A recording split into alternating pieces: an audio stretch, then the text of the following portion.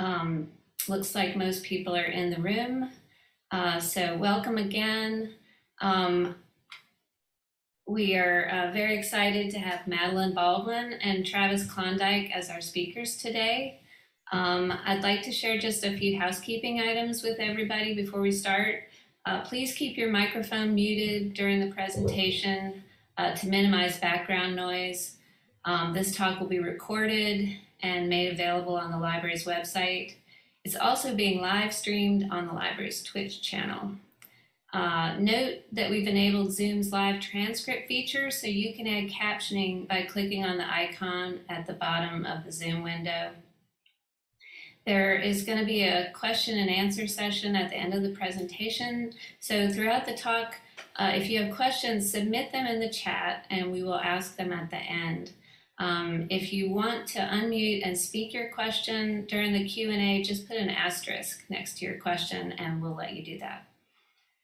In regards to chat and other discussion, please respect our community guidelines, which we're going to paste in the chat. We want to ensure that our programs are welcoming and affirming for everyone. That means all of us, from event organizers to attendees, have an important role to play in contributing to a respectful and positive environment. We ask that you engage in this program with exploration and curiosity while being kind and intentional with your words for the sake of our community. In case this is your first time here, Coffee and Viz is a forum organized by the libraries for NC State researchers to share about their visualization work and discuss visualization-related topics of interest. Since the pandemic started, we've been hosting virtual events, but we will be returning to in-person events with next month's program on visualizing the archive with Dr. Jamie Haar. That program will take place in the new visualization studio in Hill Library. All of our Coffee and Viz programs are free and open to the public. We're going to put a link in the chat where you can learn more about upcoming Coffee and Viz events, and you can also see videos of our past programs. Since we can't drink coffee together today, we're going to be holding a drawing to give away bags of coffee or tea from our locally owned sweet shop, Anisette. So if you'd like to be entered in the drawing, please fill out our feedback form and include your email address. We will randomly select 3 people to receive some coffee or tea, and we'll let you know by email if you win. With that, I'm going to start the recording. Recording in progress. It is my great pleasure to introduce our speakers today, Madeline Baldwin and Travis Klondike. Madeline Baldwin is a research associate at the Coastal Dynamics Design Lab. She specializes in the assessment of large-scale landscape systems, including geospatial analytics, planning for complex environmental networks, and ecological integration of native and threatened plant communities. Travis Klondike is a research assistant professor with the Coastal Dynamics Design Lab. He specializes in land and water conservation planning, management strategies for hazard-prone areas, and the development of visual narration and cartographic techniques. Thank you both so much for being here and sharing with us today. All right, thanks, Karen. Thanks for the introduction. We're both really excited about being here. I'm Madeline, and before we get more into the fun stuff, I wanted to take just a minute to talk a little bit about where we work and what we do. So we work in the Coastal Dynamics Design Lab, which is a pretty small little office housed within NC State's College of Design. And as designers, researchers, and educators, our mission is to address the critical ecological and community development challenges in vulnerable coastal regions and shoreline communities.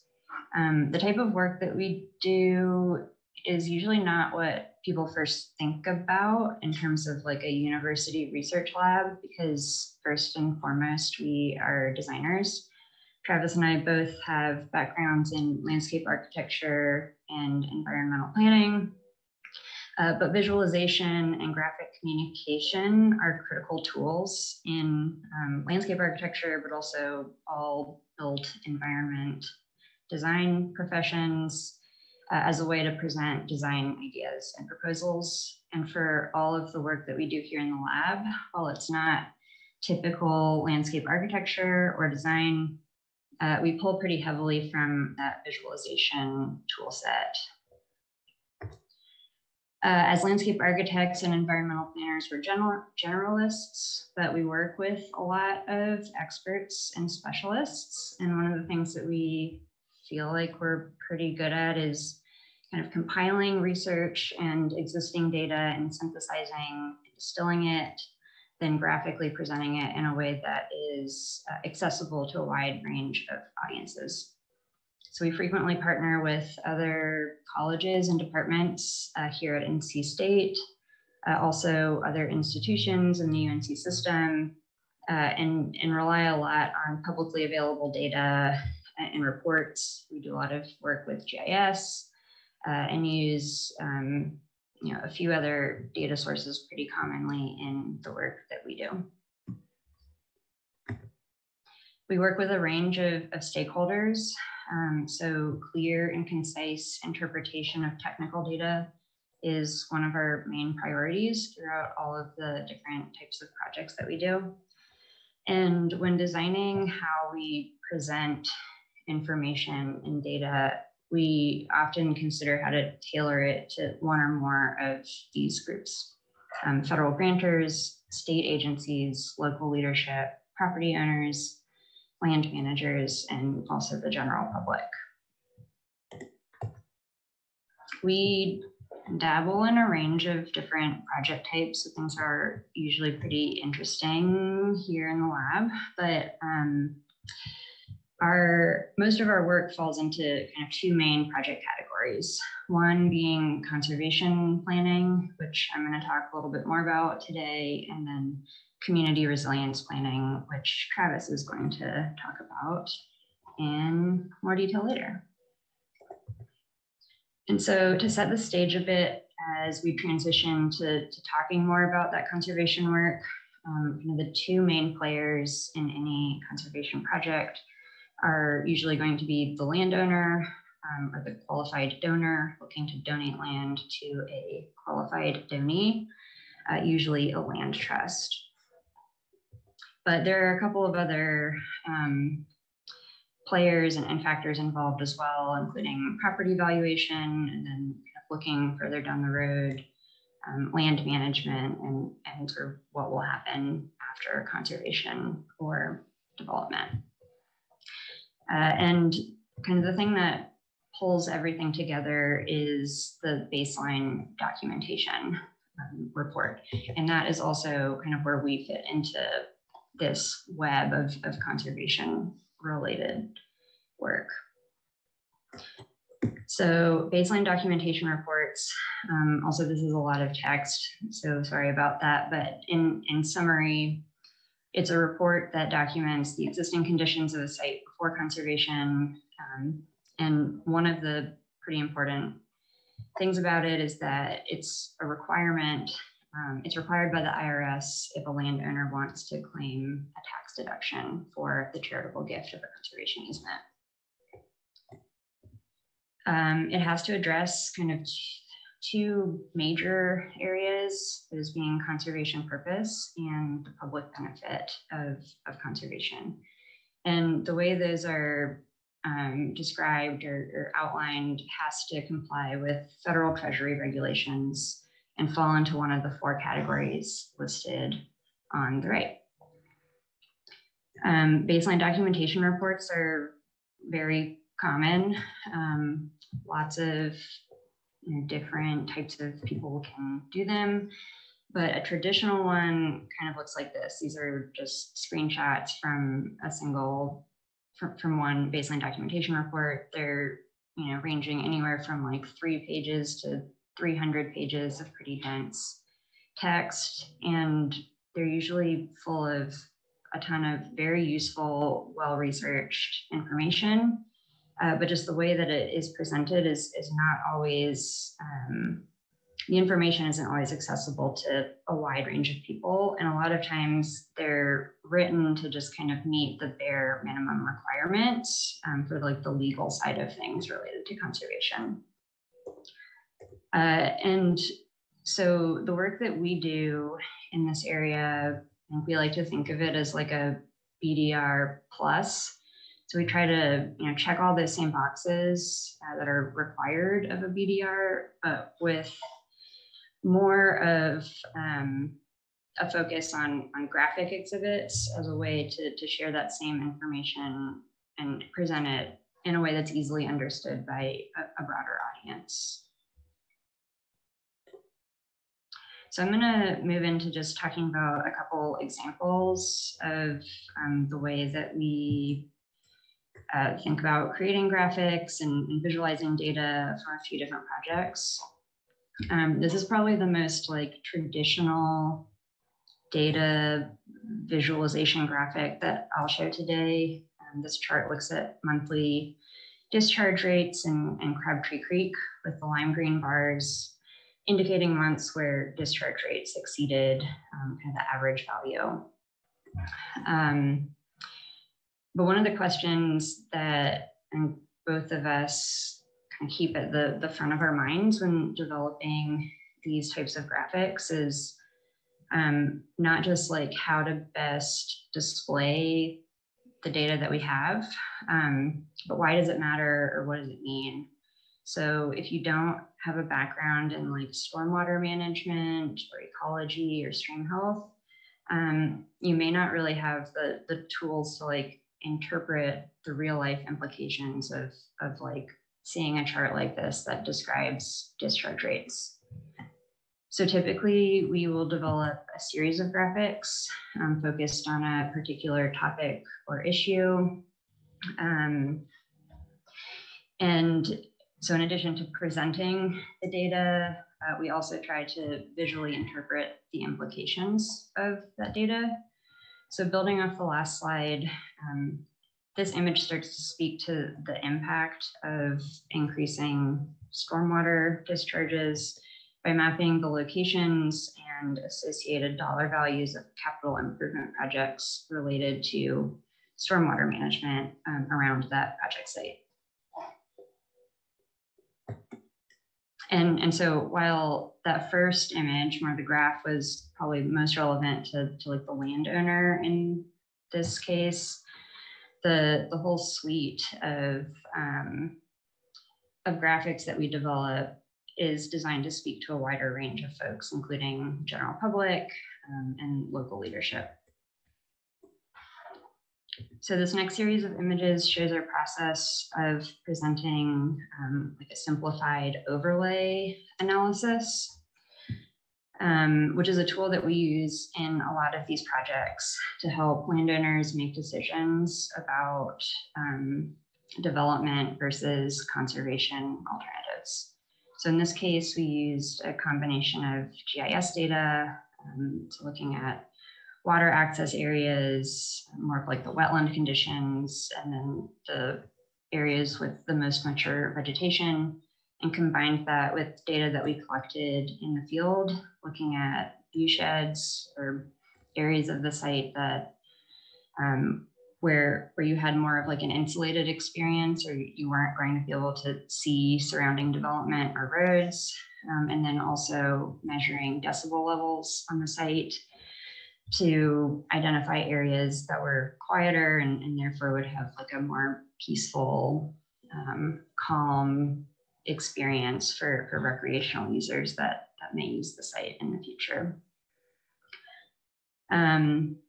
And so by layering it all together, which is what's shown on the right, we were able to show the landowner which areas of the property had the highest like composite conservation values, which informed sort of the conversation around where they wanted to place any potential development versus where they wanted to focus conservation on.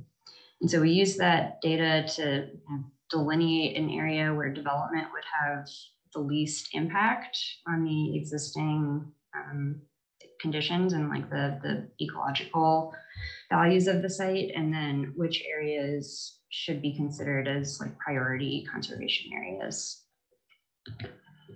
And then based on those delineations, we presented a series of different land use alternatives. So the one on the left is kind of the full build out conventional development scenario. This was provided by the landowner before we had gotten involved. And then on the right, a scenario that involves 100% of the property being conserved and like a recreational trail network being, like the design of the recreational trail network is also informed by that overlay analysis from a couple of slides ago, kind of making sure that visitors to the site would get to experience those areas that were the most peaceful and visually nice, and could access some of the interesting features like water and mature forest stands. And then two hybrid alternatives that we presented, both with much less intensive development, but still reserving a portion of the site for like large acreage single home sites, while prioritizing conservation through like a formal easement in some areas, but also just like land use and development patterns that had a lighter touch.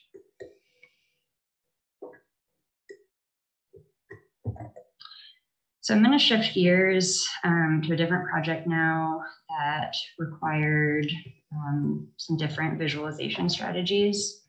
So for this project, we worked with a group of volunteers and conservation activists who had formed a task force with the goal of conserving a 3,000-acre island in the Cape Fear River as a place for recreation and education. There have been sort of ongoing plans to develop portions of the island for a couple decades. And so this group was trying to advocate for the conservation instead of development there. And so our work was to create a visioning document that highlighted the public benefits and kind of the like really unique opportunities that would come with conservation. So a big part of the work was compiling existing research and reports, distilling that information, and then packaging it in like a graphic heavy way that could be easily shared with local leadership and the public as a way to build support, catalyze interest, and get people excited about this project and conservation. So in contrast to more of the traditional like data visualization examples, this project focused more on presenting the implications of the existing research and data in a way that could be easily understood. As an example, a list of bird species might not mean very much to the average person, especially if they're not particularly interested in birds or wildlife. But highlighting species with high conservation priority statuses, graphically presenting the significance of the site at a global scale, and then kind of presenting an idea of what like an important bird area would actually look like, helps people connect with and kind of understand the conservation significance in a lot more meaningful way than just sort of looking at a list of species and having someone say that it isn't important for wildlife. Building on that, graphics like this one that represent more like big picture ideas, or like kind of present the big picture of this ecological system without getting into sort of intricacies of like interspecies relationships, or like the details of marsh ecology, can help people see this landscape as more than just like a wetland or a swamp, and start to see the value in protecting it. The site also had a very significant cultural and historical values. A lot of the work that we did focused on communicating that side of things, as well as more of the environmental aspects. Just as one example, there are like dozens and dozens of sunken vessels along one of the island's shorelines, but not a lot of public awareness about it. A PhD student locally did really amazing work surveying and researching this area for their dissertation about a decade ago. And so this map is based off of their survey work, identifying the different vessels. In addition to more of the mapping piece, we created graphics like this that spoke more to like what dozens of sunken historical vessels might actually look like, especially since it's not currently publicly accessible and people don't really know about this. And also thinking about how it might inform programming and hopefully get people excited about like how cool this is and what an interesting and amazing resource it could be for a park.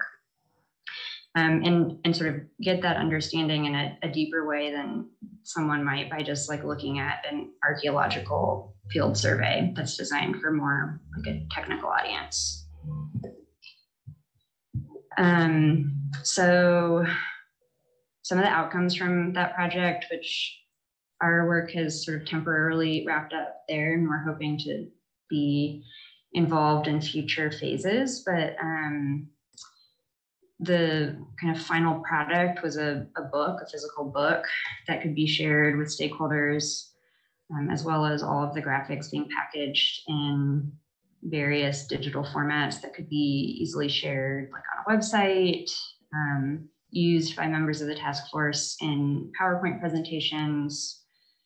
It's been shared very widely so far with stakeholders representing local decision makers, state and federal agencies, and also the general public. And it seems like there is starting to be a bit of traction happening around the project. Work on this report also helped connect this project with another regional recreational effort that's currently backed by the National Park Service. So hopefully that connection can lead somewhere.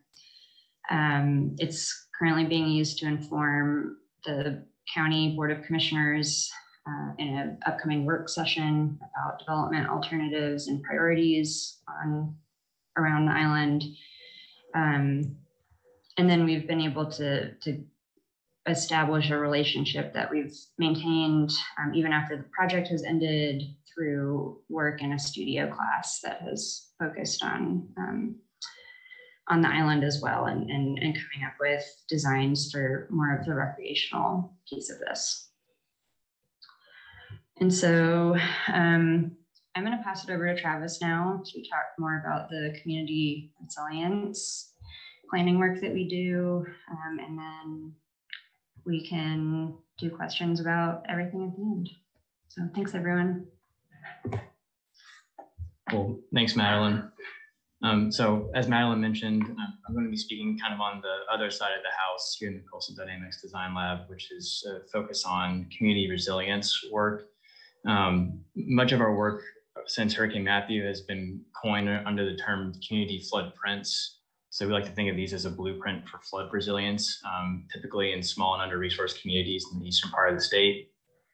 But one kind of joining component and way of thinking about the work that joins both the conservation and the community floodprint work that we do is that we try to use graphic narration and communication devices to really articulately and succinctly describe what's being proposed and what our research findings are to wide ranges of audiences, which are, again, listed here on the left, ranging all the way up the food chain to federal grantors down to property owners and the general public.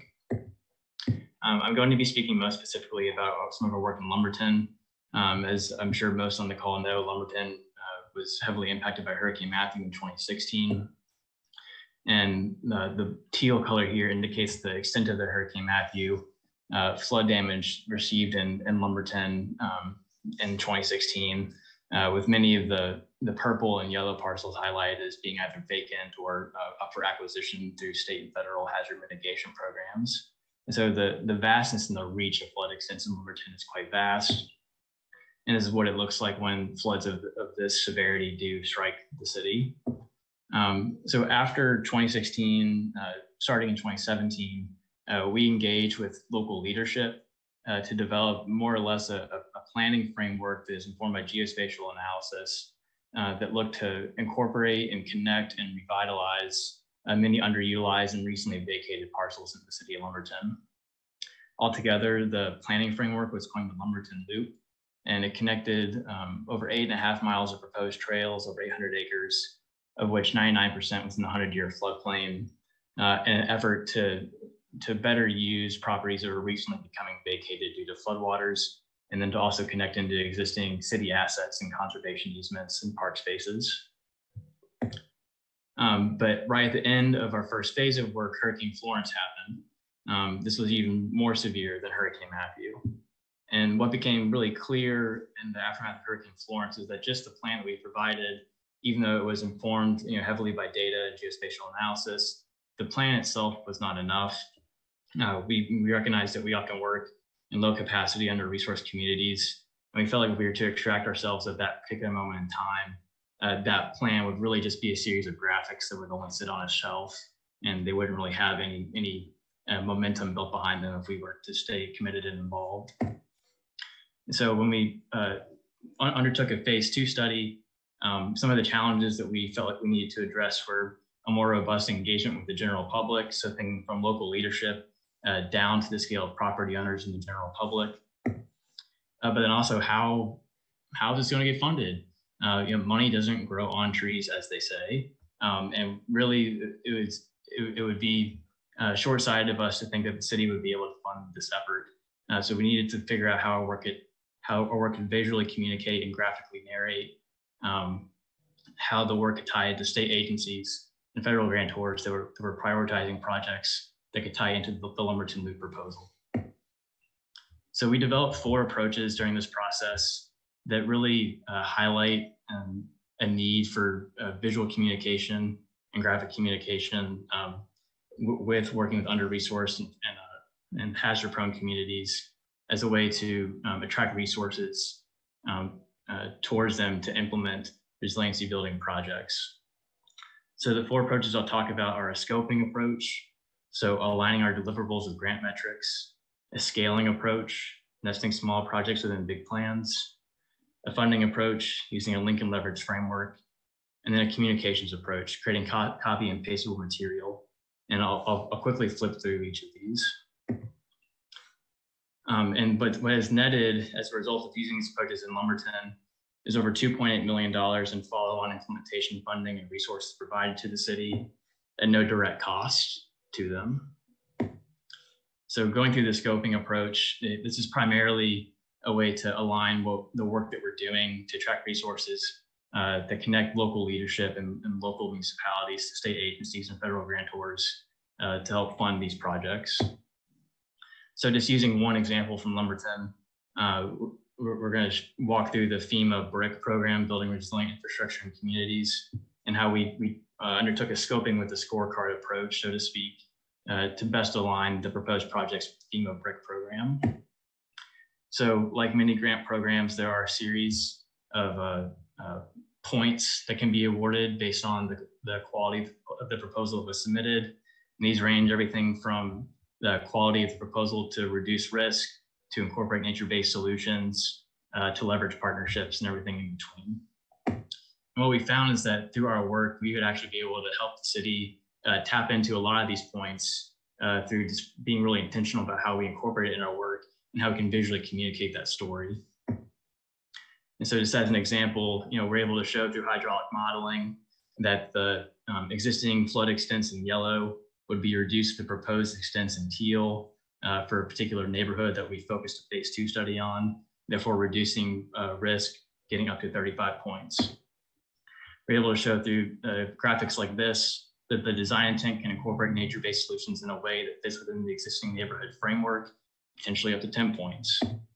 We're able to show through geospatial analysis that we're focusing our efforts in the populations that are most vulnerable within the city, up to 25 points. We're able to show through planning framework and Gantt charts that how the project would be implemented, up to 15 points. And we're able to show documentation of community engagement exercises, up to 5 points. And we're happy to announce that in BRIC's inaugural cycle, which was last year, Lumberton was one of 22 projects selected to receive funding out of the national competition pool that included almost 1,000 applicants reviewed by FEMA. So we feel quite strongly that because we're able to visually communicate this story as part of the overall package that was submitted to FEMA, it made Lumberton much more competitive when it was being reviewed. A scaling approach, so nesting small projects within bigger plans. Again, this plan is quite large at scale of what's being shown here. And really at a scale that we're calling city scale, it's really most useful to local leadership and the general public to get a general understanding of what's being proposed, but it's kind of abstract to most people in the general public. And so we need to think about other scales of projects, show more focused detail and study so that it can be understood by wider audiences. And so this project has a series of sub-plans built into it. One along 5 Mile Branch, one at the Scottish Packing Facility, another along Walnut Street, and another along Meadow Branch. So diving into the Meadow Branch example, we feel like by kind of having plans split up in this way, it creates a lot of flexibility on our end based on the shovel readiness of projects, but it also helps in communicating the exact nature of what's being proposed once we zoom into each of these areas. So as an example, in the Meadow Branch area, now we're getting down to the level of showing parcels and buildings and floodplains and streams and talking and calling out specific features. So this is becoming more appropriate and more understandable to folks that are more at the neighborhood scale of understanding what's being proposed. So property owners and land managers are now coming into the fold. So this is an existing condition, a short-term solution, and a long-term solution for the Meadow Branch stream corridor. And at this scale, showing these types of improvements and showing these types of maps, again, that's sort of like the local leadership down is what the audience we're trying to target with these types of graphics. But once we do these enlargements and we show the high level of resolution and granularity of what's being proposed, that's when it becomes more appropriate to the even widest range of audience of state agencies and federal grantors, because we have a really high level of specificity as to what's being asked for in these grant applications. So 1.15 acres of impoundments, or 4,300 linear feet of stream restoration, et cetera. These are exact numbers that we're able to quantify as part of these grant applications. And so just as much as this granularity is critical for communicating needs to local stakeholders, we believe it's actually more important for potential grantors because it shows that there's a level of exactness and accuracy to what's being asked. And the icing on the cake for us are these site level renderings showing existing conditions and proposed conditions of what we're talking about.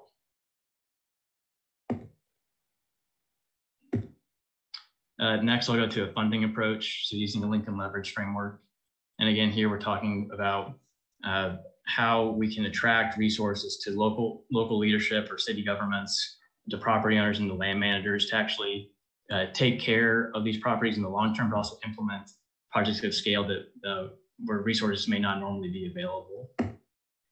So just as a point of reference, only the nature-based components of what was being proposed in the Lumberton Loop at the time the study was submitted were estimated to cost $2.6 million.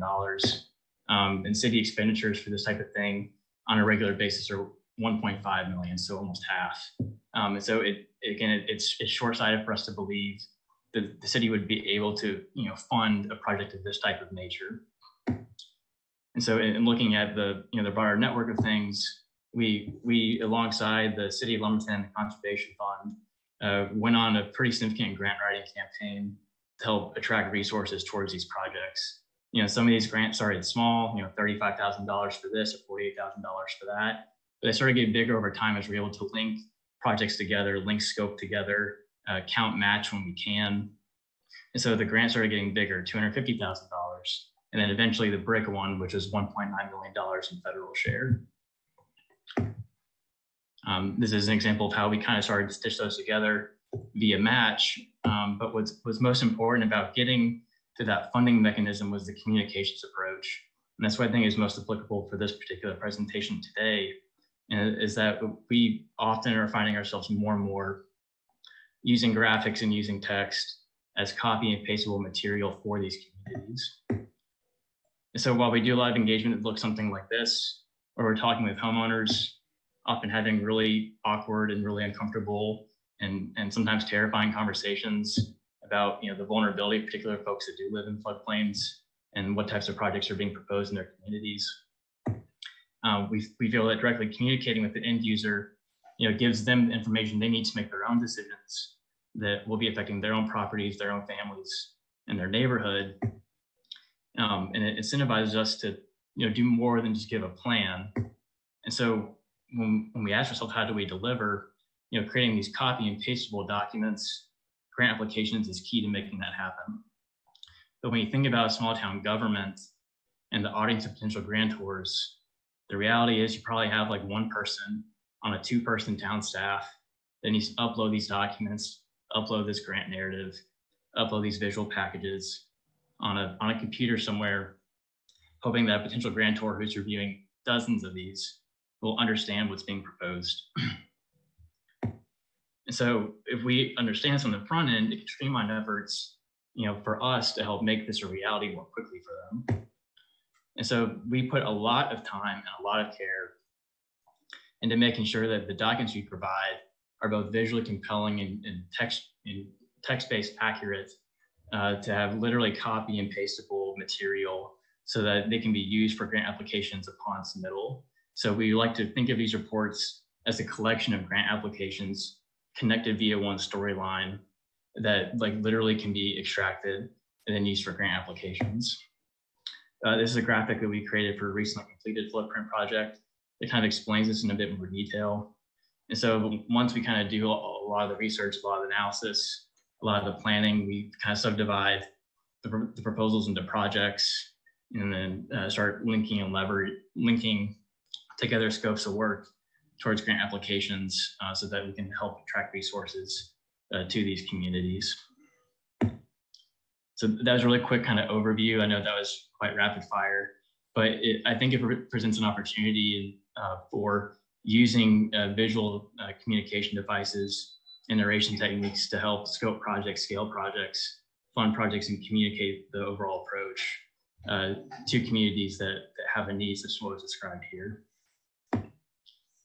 And we wholeheartedly believe these approaches are elastic, transferable, and can be replicated.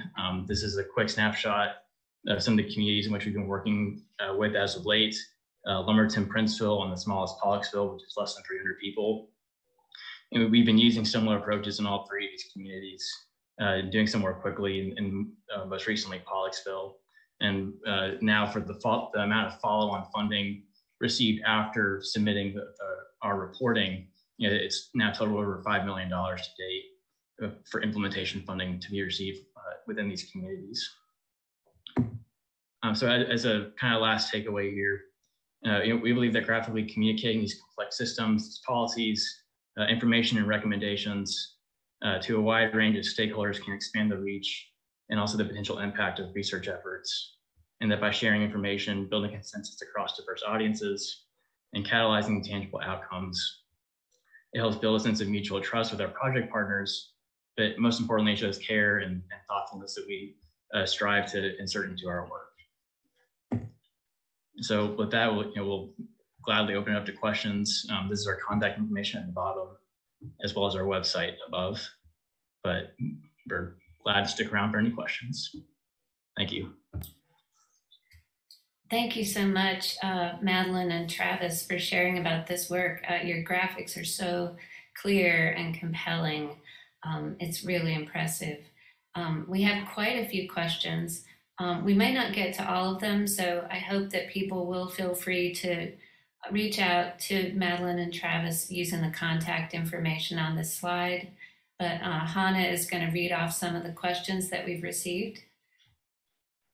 Yeah, thank you so much, Madeline and Travis. That was a really informative, and as you see from the chat, very beautiful presentation. There's a lot of love for your graphics and for your visualizations. And also just for the message you shared about the importance of sort of your copy and paste materials when you're working with community partners. So I've been keeping track of these questions, and hopefully it's okay with everyone. I'm going to reorder them a little bit to ask some of the more general questions that relate to sort of the end of the presentation. And then we can go work our way back to the beginning of the presentation. So Rhea asked, do you have feedback about how much the granting agencies react positively or otherwise to the kinds of visualizations you all are including? And would you encourage more grant writing teams to incorporate graphics in their proposals? Short answer is yes, I would encourage it. And the reason I say that right out of the gate is because I think there's some things that words themselves take a really long time to describe, whereas a simple visual or graphic can communicate it much more quickly and succinctly. I find this most specific for things that might be more of like a systems based diagram. So similar to some of the stuff that Madeline showed at the beginning with a lot of the kind of egg-shaped objects with text and then kind of extrusions and lines going off of those. We oftentimes do simpler versions of those in order to communicate how what's being proposed connects into a larger plan, a larger system, how it's a small component of a bigger idea. And sometimes it can be hard to communicate things like that in text, or it might take a long time to communicate it in text. And so we feel like, you know, from that standpoint, it can actually get to the message a lot more quickly if you do spend the time to communicate graphically in that way.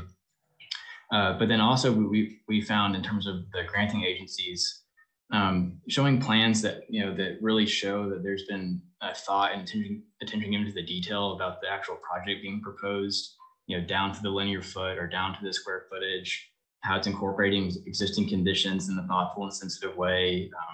And then coupling that with, you know, photos of community engagement or photos of the proposed condition with the rendering, it kind of creates a more complete story, one that I find to be a bit more convincing and compelling to potentially receive funding, and that it kind of shows that it's been vetted, it's been thought through, and it's been articulated in a way that's more holistic as opposed to just being a specific statement itself.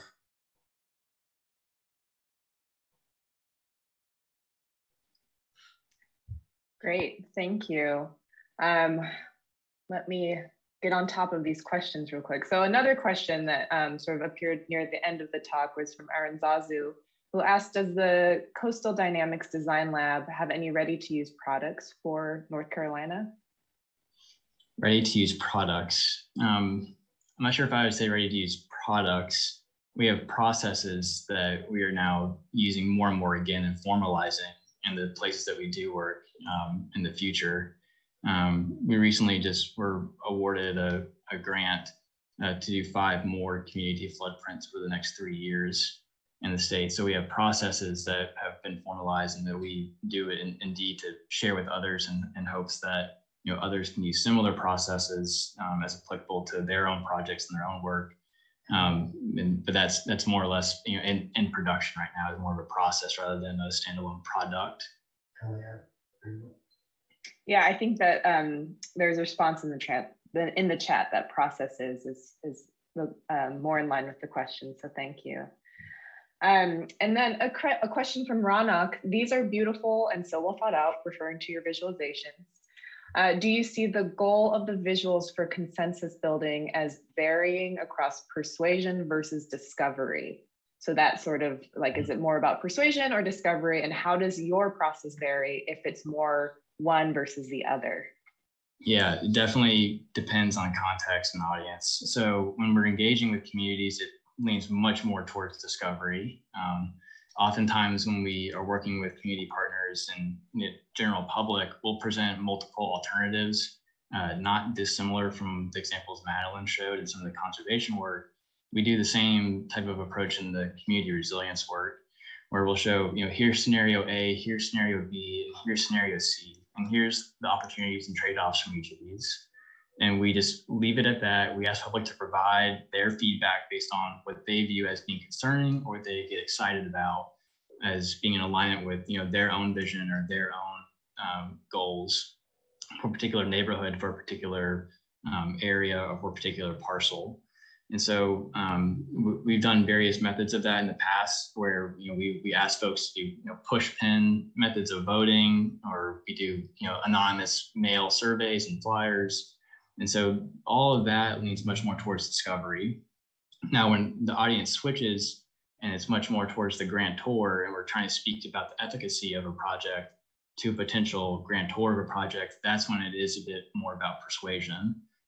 Persuading the audience that this is a project worthy of funding, it is a project worthy of investment, for the reasons that are visually and textually communicated in the application package.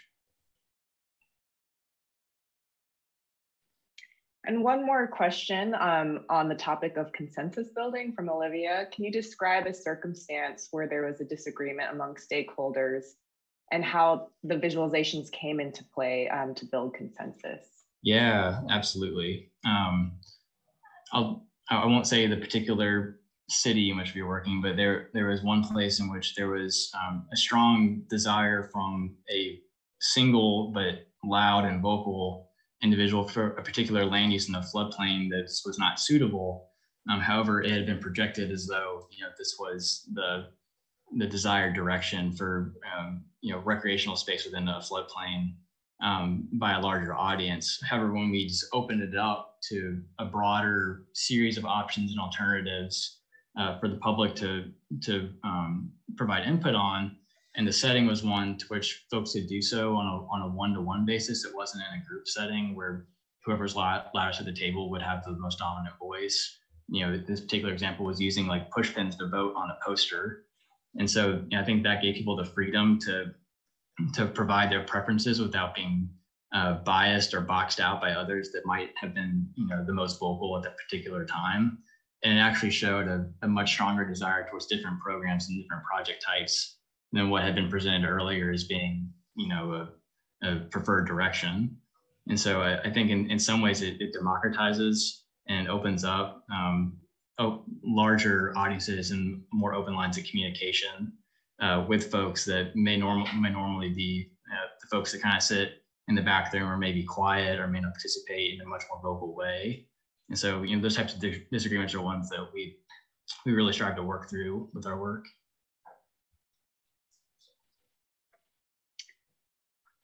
Thank you. So I want to turn to some questions for Madeline regarding some of the earlier visualizations, and feel free to go back to the beginning of the presentation.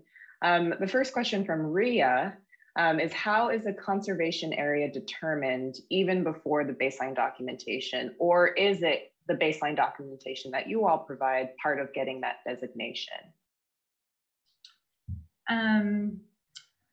That's a good question. So there's a little bit of variation in sort of like how that process works. In some cases, we will be working with a landowner who, absolutely knows or is like 99% sure that conservation is the direction that they want to pursue for either part or all of their parcel that they're looking at. And so in cases like that, the baseline documentation reporting and like the visualizations that we create are more focused on just presenting the different ways that property does qualify for conservation and like meet those kind of federal criteria. So it's just, they know what they want to do, and we can help sort of provide the evidence that it is possible and worthwhile and would provide public benefits. In some cases, that reporting does like impact the outcome of like where the conservation would occur. So in that example of the overlay analysis, working with that landowner, they didn't know for sure, I think, like what direction they wanted to go in. They had come to the table with a plan for like a full build out, pretty dense, like suburban development that they were considering. They were also interested in exploring what conservation might look like. And so through our work, we were able to kind of, go through those options.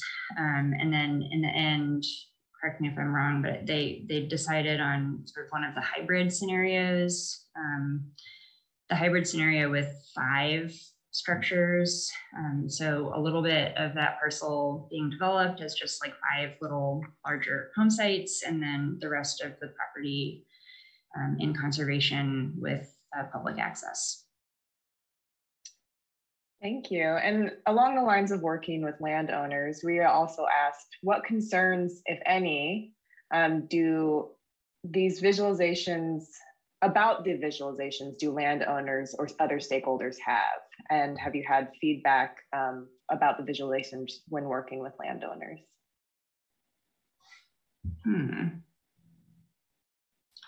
Travis, do you have any thoughts that first come to mind? Travis also works on these projects as well, so I might defer to him on this one if he has something already in his head. Yeah, sure.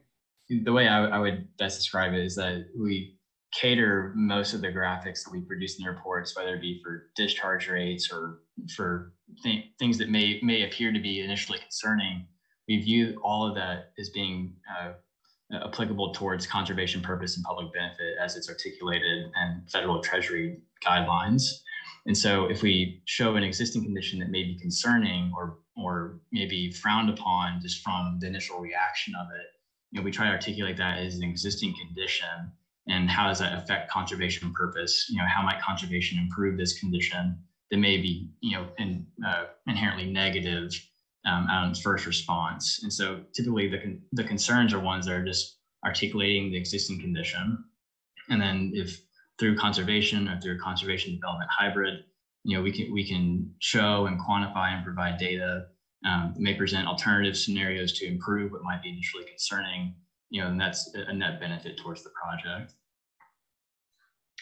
Great, thank you. And then sort of broadening that, we had a couple questions about community engagement with, I think, applying to all the work that you have presented on. So Kay asks, how do you make sure that your engagement with the community is representative of the general population? So in other words, how do you make sure you are engaging with all groups within a community? We kind of go back and forth on this, but we try really hard to do multi-pronged methods of engagement. So just as an example, Pollocksville, where we most recently finished a flood print, we did a combination of mailed surveys and advertisement flyers that were sent within water and sewer bills. We did print advertisements that were posted in local businesses, postings on the town website and on social media. And then when we do the community engagement events, we tally folks that are there, just make sure that we're getting a high enough end to validate the population size and the area of study to really try to do our best effort as possible to make sure that we are providing outreach as much as possible to advertise opportunities for feedback as much as we can, and do so in ways that are both public facing and also anonymous. Some folks may not want to come to a public presentation or workshop, may prefer to do an online survey at a time that's more convenient or just not in a crowd. So we typically try to provide multiple ways of providing feedback and really try hard to advertise it as much as possible. I guess also to build on that, a lot of the community resilience focused projects will have a technical advisory committee to advise on our findings and our progress, and the people on that committee will represent like leadership, local, more like city level, county level. state level agencies as well. And so the folks on those advisory committees that are, in the community are able to kind of provide feedback on how to best reach everyone, make sure people aren't overlooked. And since we're also, working pretty closely with people like in town offices. I mean, Travis is, on the phone with people almost every day. That connection means that there's, people on the ground who can, do more specialized outreach or try to connect with folks that may have, not been as involved in other phases of engagement. And so that's, I think, another way that, make sure that we're covering all the bases there. Thank you. And I think that answers a follow-up to that question about partnering with community-based groups. So thank you for bringing that up. And I think we have time for one more question that came just in from Ray Levy. And she says, I think I saw on one early map with some costs on it that you used a mean, so the average on the map. And I think there was also a large outlier that made the mean larger. How do you balance using mean, which people are more likely to know, and median, which can often be a better average for data with outliers?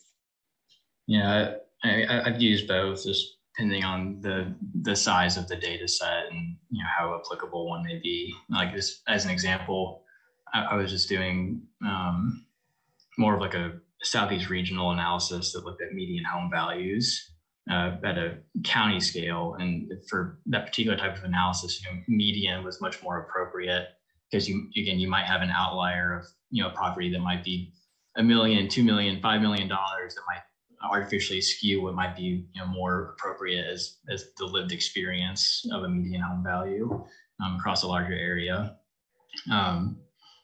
Yeah, I think it depends on the size of the data set, what the appropriateness and if we can validate mean versus median. I think it kind of depends on the data set in particular. Great. Well, thank you. I think that concludes our question and answer. Thanks everyone for an active chat and discussion and the questions. And thank you so much, Madeline and Travis, for answering them. Yes, thank you everybody for the thoughtful questions, and thanks to our speakers. We've reached the end of our program today. I'll be sending a link to the slides to everyone who registered, and we'll be posting a video recording of this session on our website. And that's the end. Everybody have a great day and enjoy your weekend.